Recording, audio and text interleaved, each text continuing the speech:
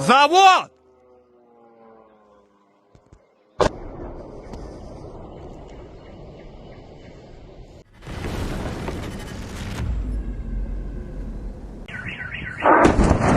Ukrainian strike drones attacked a plant in the Russian city of Yelabuga, where Shahed-type Kamikaze drones are being produced. The Astra news outlet reports explosions in the city. The first explosions were recorded at around 10:40 p.m. They are linked to the operation of air defense systems. Despite this, explosions of unknown origin still occurred in the area of the plant, which is located in the Yelabuga Special Economic Zone. According to videos from local residents, during the repelling of the attack, a surface-to-air missile was launched from the plant's territory, with eyewitnesses capturing its trail. During the attack, the airport in Nizhnekamsk was also temporarily closed. So far, the authorities of Tatarstan have not officially reported on the consequences of the attack. It is worth noting that the plant producing Shahed Kamikaze drones was built in 2023 and has already been targeted several times by the Ukrainian Defense Forces.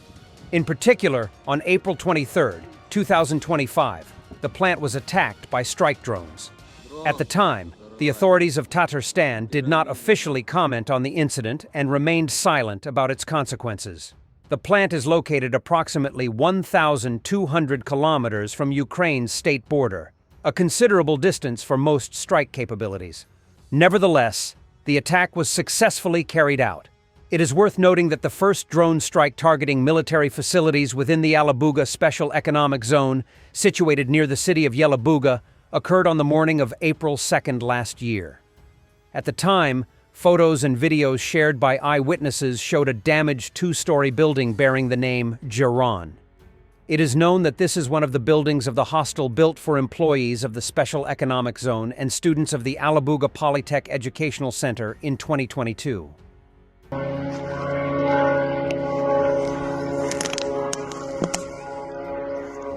Завод!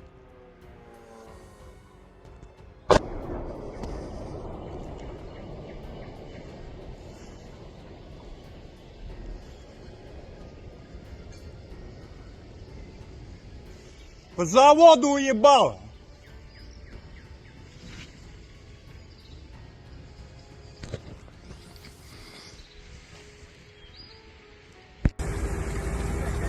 Бать, пошел вниз.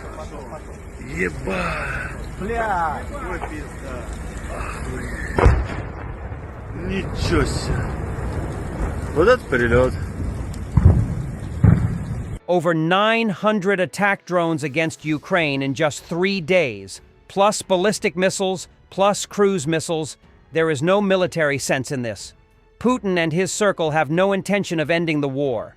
There is currently no indication that they are seriously considering peace or diplomacy. On the contrary, there is plenty of evidence that they are preparing new offensive operations, Zelensky said in his evening address. Putin claimed that, in fact, Russia was forced to do what it is doing now. It's all the Ukrainians' fault. If they hadn't been killing people and bombing Donbass, none of this would have happened. As always, everyone is to blame except the Russians, because they are for all things good and against all things bad.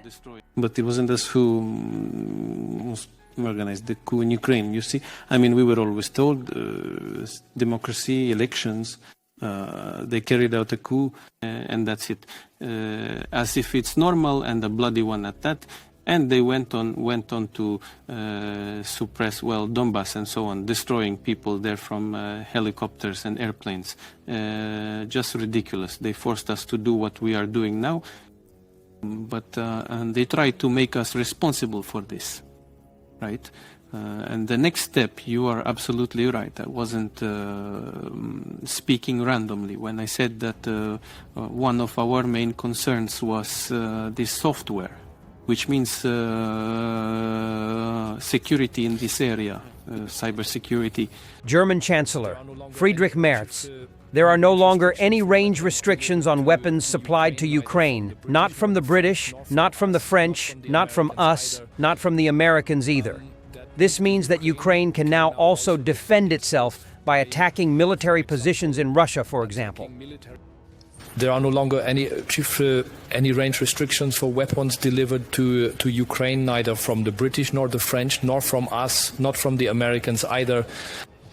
That means the Ukraine can now also defend itself by, for example, attacking military positions in Russia. Until some time ago, it couldn't do that. It also hadn't done so until recently, with very few exceptions. Now it can. We call this in jargon long-range fire, which means equipping Ukraine with weapons to attack military targets in the hinterland. And this is the crucial qualitative difference in Ukraine's warfare. Russia is attacking civilian targets completely recklessly, bombing cities, kindergartens, hospitals, nursing homes. Ukraine does not do that. And we place a lot of importance on ensuring it remains that way. However, a country that can only confront an aggressor within its own territory is not defending itself adequately. So this defense of Ukraine is now also happening against military infrastructure on Russian territory. Putin's press secretary called the Europeans' intention to lift restrictions on supplying long-range weapons to Ukraine quite dangerous. According to him, such a move goes against Russia's aspirations for a settlement. I can't disagree. It will be very dangerous, especially for Russian military targets. The Ukrainian armed forces are being given more freedom of action, and if Germany supplies Ukraine with Taurus missiles, which is now considered likely, it will be the most powerful weapon in Ukraine's arsenal, capable of striking over 500 kilometers and reaching as far as Moscow. Germany is expected to transfer between 100 and 150 Taurus cruise missiles. These are the German equivalents of the British Storm Shadow and the French Scalp EG.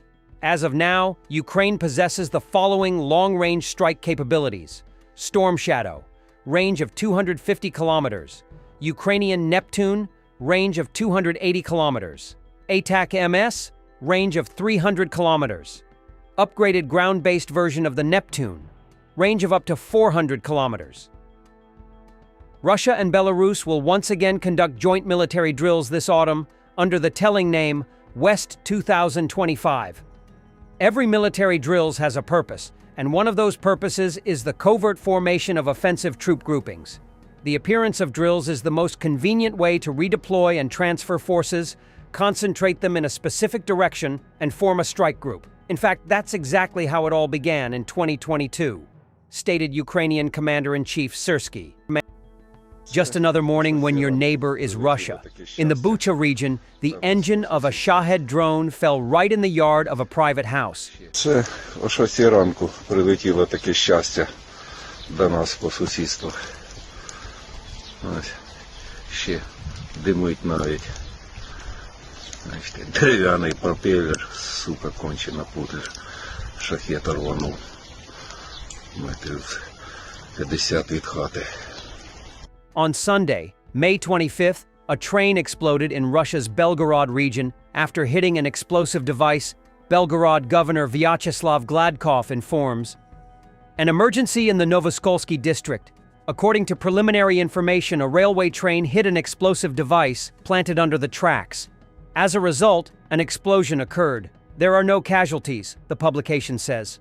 Gladkov added that the incident damaged the railway's overhead contact line. Train traffic has been temporarily suspended. All emergency services are working at the scene. Information is being clarified, he added. According to the Telegram channel Shot, the incident happened just after 6 p.m. local time. The explosion caused a power line support to collapse, which damaged the railway's contact network. Footage from the scene is being shared on social media. A few weeks ago, Gladkov said residents of the Belgorod region deliberately leave their old cars on the streets.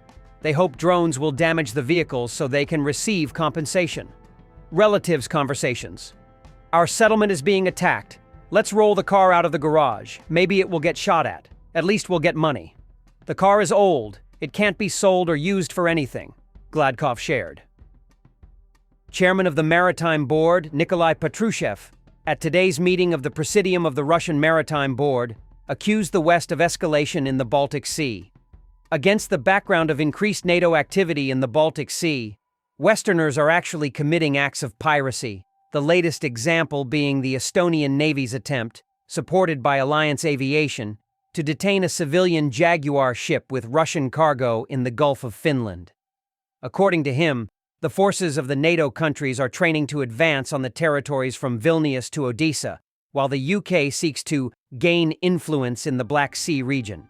Patrushev also said that, in addition to creating military tension in the Baltic Sea, Western countries continue their policy of sanctions pressure on Russia and are also considering blocking the passage of Russian ships through international straits. Patrushev said that Russia is considering retaliatory measures to respond to ongoing attempts to restrict navigation in the Baltic Sea, and that Putin supports proposals developed by the Russian Maritime Board to respond to Western attempts to restrict navigation in the Baltic Sea. In fact, it is the Russian side that is escalating. In the middle of May, the Russian military detained the Greek tanker Green Admire, which was sailing from an Estonian port. To protect the Jaguar tanker of Russia's Shadow fleet, a Su-35S fighter entered NATO airspace and circled the vessel. It is clear that the situation in the region is escalating. We can only guess what measures Russia is talking about. It is much easier for NATO countries, joined by Sweden and Finland, to close Russia's exits from the Baltic Sea. Apparently, Patrushev's threats are addressed primarily to the internal Russian audience to maintain ultra-patriotic sentiments. Meanwhile, Russia will continue its thousand cuts tactics and hybrid warfare. Thanks for watching, and don't forget to subscribe. Also, if you want to support Warthog Defense, please become our member and get early access to new videos, exclusive members-only videos, and become administrator in comment section. The membership link is in the description. Every day. We had a guy last week, it's 6 rescues in 6 days. You know, he's doing the job every day.